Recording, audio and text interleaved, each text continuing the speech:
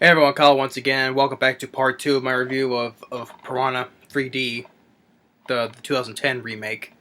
And just before I get into continuing where I left off, I have the poster right here. Right here. You can see that. The glare from the computer is in the way. Even though this poster is fine though, but I always prefer the theoretical release poster. It has much more brighter to it. If you get what I'm saying, I'll quickly show right here. Like that one has a much more darker picture. But this one has a much more brighter thing, brightness to it. You can tell. I just want to point that out though. But that poster right there is fine though. But it's a little more darker, you know. But for the original poster, which is much more brighter, you know. But and also before that, forgot to mention about like how I said that Chuck Russell, he was gonna direct an Alexandre was selected instead.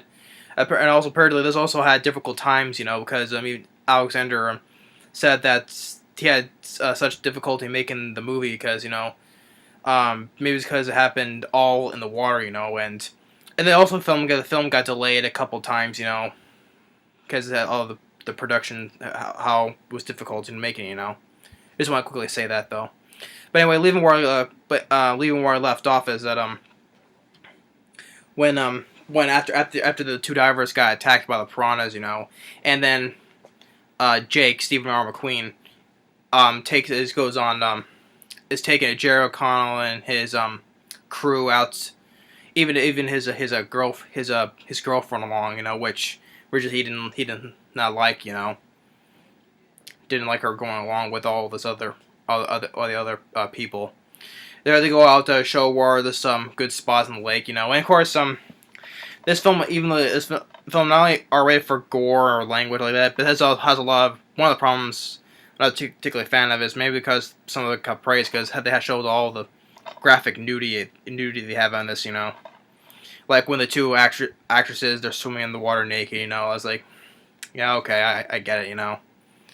Maybe I guess that's some of the reason why the praise because it got because it showed like all the graphic nudity they had in this, you know.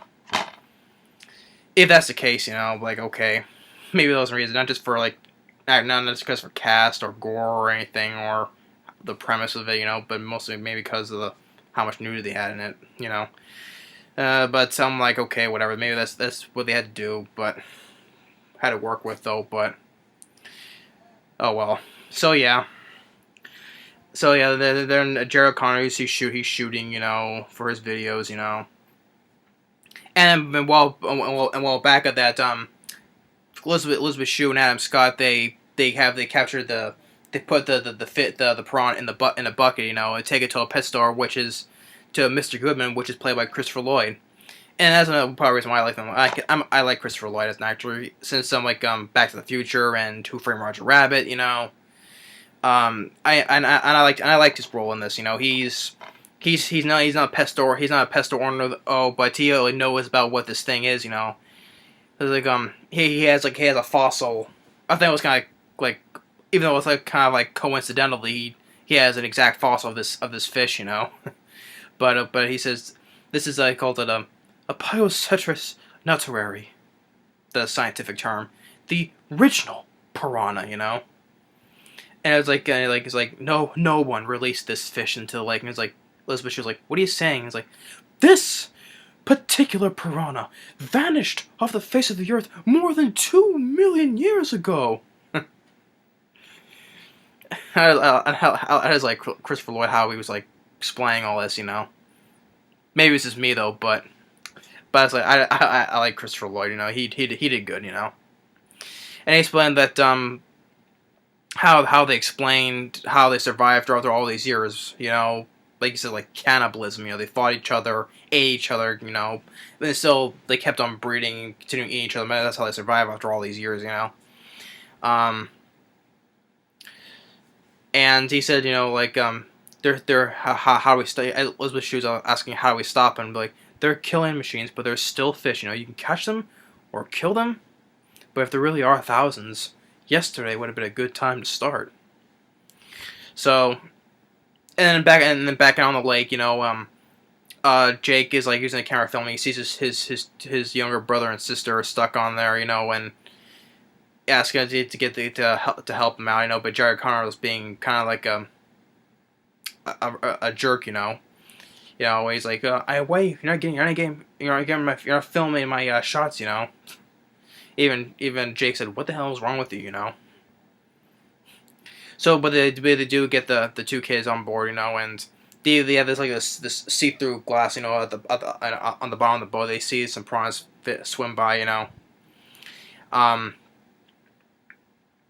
And then the boat gets stuck in some seaweed, and Jerry O'Connor is like, grabs the thing, starts pushing the motor, putting the pedal to the metal, technically, try to get them unstuck, And then back on the main part, like where all the teenagers are partying and all stuff like that,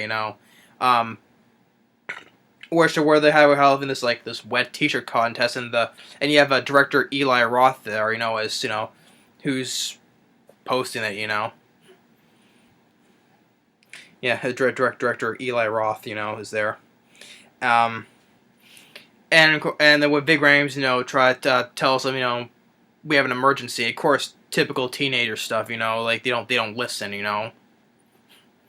typical. I think that's how they don't listen to the authorities. They just keep on doing what they're doing, But they're not listening, and then all the piranhas, the old swarm, man, they start attacking everybody, okay, there was the one similar thing they did from the original, where, like I said in the original, where people are getting on this one thing where where Colonel Waxman was kicking people off, He was putting too much weight. Okay, there's this one similar thing from the original where the stage where the wet t-shirt contest was, everyone's climbing on and the thing starts tipping over, people start falling back in, and then there's this wire snaps and cuts one girl up in half, like diagonally, And then director Eli Roth, he starts he's swimming, he's trying to get one girl tries to pull him up, and one boat just smashes his head between another one, okay. And that's the thing, you got a lot of gory deaths, blood in the water, and Eli Roth's head getting smashed in between two boats, one girl getting cut in half, and some practical, bite marks, like you see when Elisabeth Shue and the deputies and everyone's pulling people out of the water, you see a lot of bite marks all over, Even one guy that earlier in the film that Stephen R. McQueen did not like, there was two guys, like one guy threw like a slushy at him, but then there was another guy that was with them, and this guy, complete idiot, takes goes off in a speedboat, just running people over, with the motor, Even one girl has her hair caught in the motor, and he's pulling on it, then puts her takes her the upper part of her scalp off, and he falls and he dies, I like one scene where Elisabeth Shue, she gets gets to use a taser and just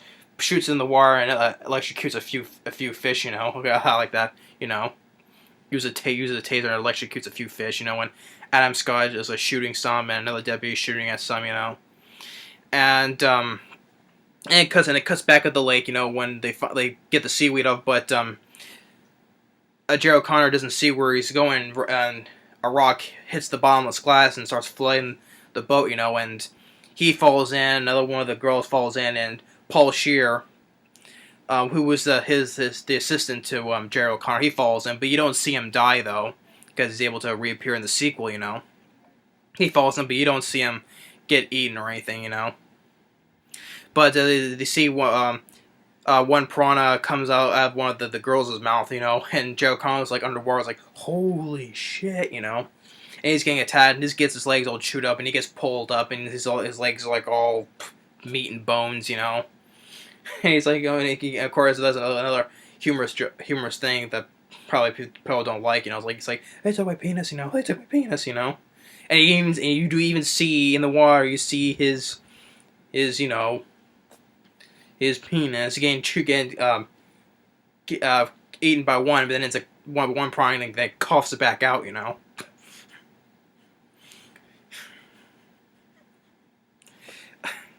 I don't know whether I should just laugh at it or in a good way or in a bad way.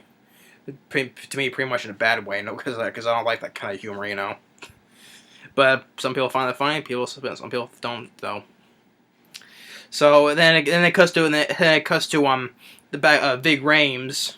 He shoots at the piranha, he runs out of ammo. Then he gets like this scene right here. He gets one of those the boat propellers, you know, and he goes like, "Chew on this, motherfuckers," you know. I like how he said that, you know, and he's killing a bunch of piranhas with the motor, you know, with the propeller. He's like, everybody out, and he starts sinking into it, you know. He assumes that he's dead though, but he's not, because he comes back in the sequel, you know. He didn't die, he only lost his legs, you know. But at that point, you assume he was dead, you know. Even one deputy's going, no, no. And then Elisabeth Shue, he gets a call from her son, and then tells them the boat is sinking, so she and Adam Scott take another boat to drive over to their location, and they bring a rope, you know, to tie so they can climb across, you know, across the water, you know. She wants her and her two kids and the other actress, you know, to start climbing across, but there's so much weight on it, you know.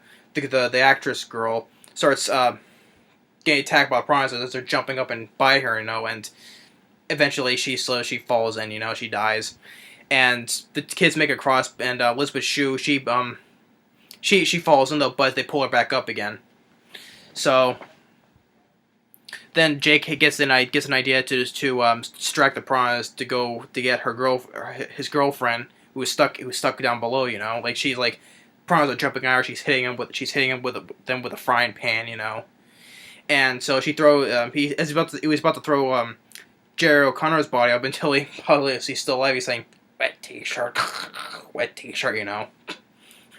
So then he tosses him in to be fed to the piranhas, and he goes in from the other side, you know.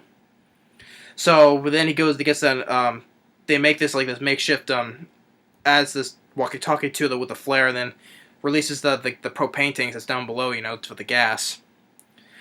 So, and I think that was another thing. They start counting to pull them out, you know. That's like the same similar thing that they did in the original, you know, to pull Bradford Dillman out as count to 100 and pull him out, you know. So that's another similar thing, you know. Count to 10 or 15, I forget, and then pull him out. Then the boat explodes, and there's like the shockwave that kills all the rest of the piranha, you know. And then after that, Christopher Lloyd calls him on the radio saying that the specimen, the one they left, the other piranha that they left with Christopher Lloyd, saying it has no mature reproductive organs, you know, and tells him they're not fully developed, they're the babies, you know. All of them were babies. And then all of a sudden, as what Adam Scott was about to say, as saying, "Where's the parents?" Then this huge giant piranha comes out and grabs and pushes him into the water, you know. So, and then the film ends. Of course, that ending is now kind of BS, because the second film doesn't even talk about that. There's no mention about that, you know. But which I'll get to in that review, you know. So yeah. Overall, I do like. So even some of the problems I had with like the nudity and some of the jokes, you know, I overall do like the film though. So the cast would be like Elisabeth Shue, Christopher Lloyd, Richard Dreyfuss, Ving Rhames, you know. They were good, you know. Especially like funny things, nice touches with it, and I have to stop. I'm gonna stop right here and make this into a very short part 3. So stay tuned and stay tuned for part 3, which is gonna be a short part 3. So stay tuned for that.